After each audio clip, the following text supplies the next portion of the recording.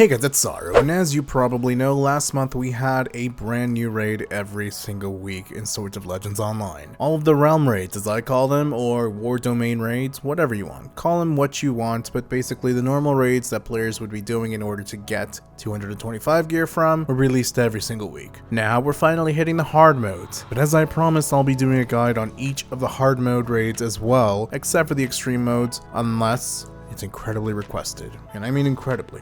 So, we'll be starting with Demon Battlefield. I will only be going over the brand new mechanics, new things that the bosses will do, anything that basically is different from normal mode. I will not be going over the normal mechanics that you would usually get or already experienced in normal mode, and if you really want to know more about those mechanics, you can check them out in my normal guide above. And as always, if you're needing or wanting my Captain's Assistant files for this raid, you can get them over at solo.sarumonin.com, along with any other file for the raids that have been released or will release in Swords of Legends Online, so you have that resource available to you. So, let's get right into it.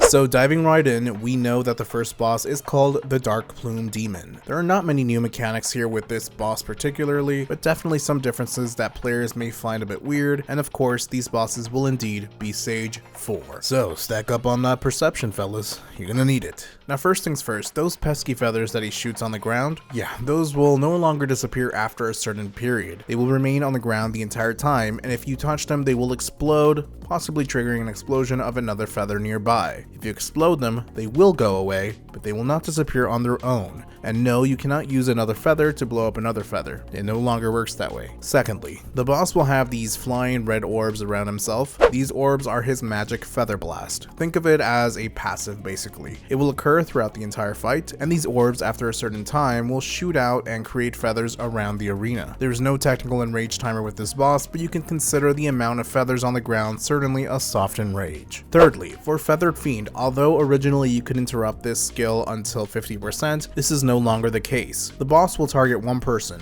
and that person will be pretty much safe while everyone else will be targeted with a feather. At this point, this is where players should be scattered or spread out, perhaps to the edge of the arena in order to drop their feathers. This is no longer interruptible. And lastly, the flying demon mobs while doing the Demon's Nest. Now these mobs are even more annoying. While killing them, they have a chance of dropping either a feather as they fight you, or dropping a poisonous puddle underneath you. So burning them down will be essential as you burn down the nest, but be careful, because as I said, they can drop a feather on you, or on someone rather, and there is no indicator for the Captain Assistant for this, so just keep a lookout. And those same demons can target a player and use nosedive at someone, causing them to be knocked up into the air. So you want to be careful where you're being knocked up into, because if you are, you might get knocked into a feather, and that might not be pretty for you. And that's pretty much it for the first boss in terms of difference. Everything else remains the same from normal mode, except he hits harder and he has more HP. For the Blade Demons. So in normal mode, you would have fought these two fellows separately. This one is similar in that way, except that while fighting the, let's say,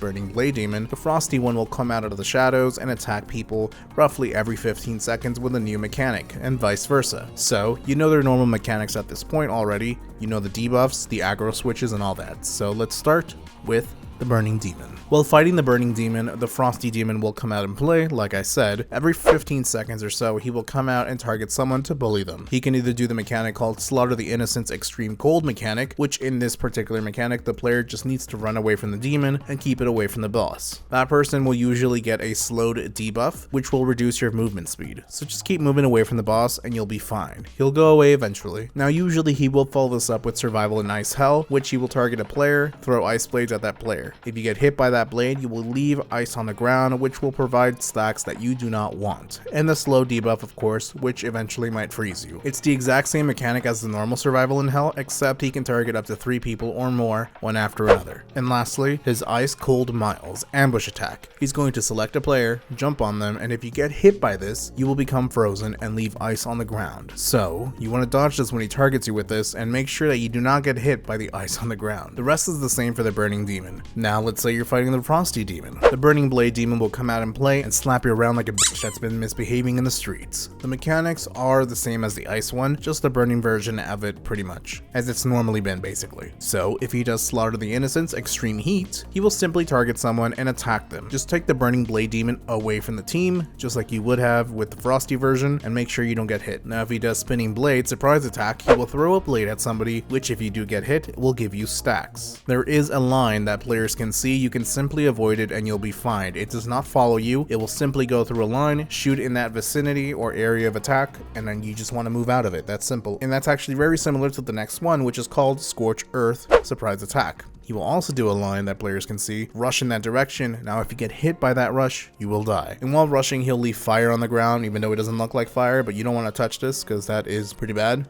So if you see a line coming at you, just move out of the way. It's as simple as that. So the TLDR of it is, pretty much, just dodge all of these surprise attacks from the Blade Demons while fighting the current Blade Demon. And that's it. I mean, nothing else is new other than the bosses being Stage 4 and hurting a bit more. Everything is pretty much the same except for the things that I have mentioned. Now a good tip for you is that if the Burning Demon has, let's say, 5 stacks of attack power and the Frosty Demon has 20 stacks of attack power, even when you're fighting the Burning Demon and it has 5 stacks, when the Frosty Demon comes out to attack you, he will still have those 20 attacks. So you will be hit with the full power that you'd normally get hit for with those 20 stacks. So just be careful on how you go about this. All I say is dodge and don't die and you'll clear. Alright guys, let me know if this helped at all. If you guys need additional help with the rest of the mechanics, you're welcome to check out my normal guide for this raid that will explain every single mechanic that you should already expect here as well. And as always, if you want the captain assistant for this raid, you can grab it over at solo.sarumonin.com.